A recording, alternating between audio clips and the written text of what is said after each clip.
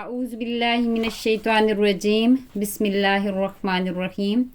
سورہ فاتحہ سے علاج انسان کس طرح کر سکتا ہے، حدیث مبارکہ کی روشنی میں آپ کے سامنے پیش کروں گی۔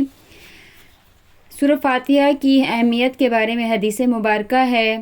حضرت ابو ہریرہ رضی اللہ تعالیٰ عنہ سے روایت ہے کہ رسول پاک صلی اللہ علیہ وآلہ وسلم نے ابی بن کعب رضی اللہ تعالیٰ عنہ سے فرمایا، کیا تمہاری خواہش ہے کہ میں تم کو قرآن کی وہ سورت سکھاؤں جس کے مرتبے کی کوئی سورت نہ تورات میں نازل ہوئی، نہ انجیل میں نازل ہوئی، نہ زبور میں، اور نہ ہی اس کے مقابلے کی کوئی سورت قرآن میں نازل ہوئی؟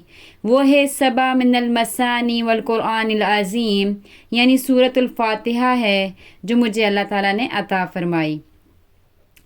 تو حضور پاک صلی اللہ علیہ وآلہ وسلم نے فرمایا، سورۃ فاتحہ ایسی سورت ہے جس کے مقابلے کی کوئی سورت نازل نہیں ہوئی۔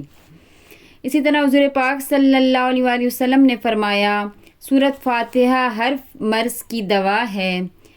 علامہ ابن قیم رحمہ اللہ فرماتے ہیں کہ جسم میں کہیں درد ہو تو درد کی جگہ ہاتھ رکھ کر 7 مرتبہ سورۃ فاتحہ پڑھے تو انشاءاللہ آرام ملے گا۔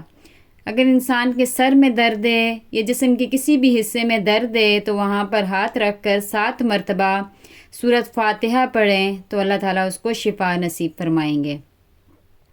السلام علیکم ورحمۃ اللہ وبرکاتہ۔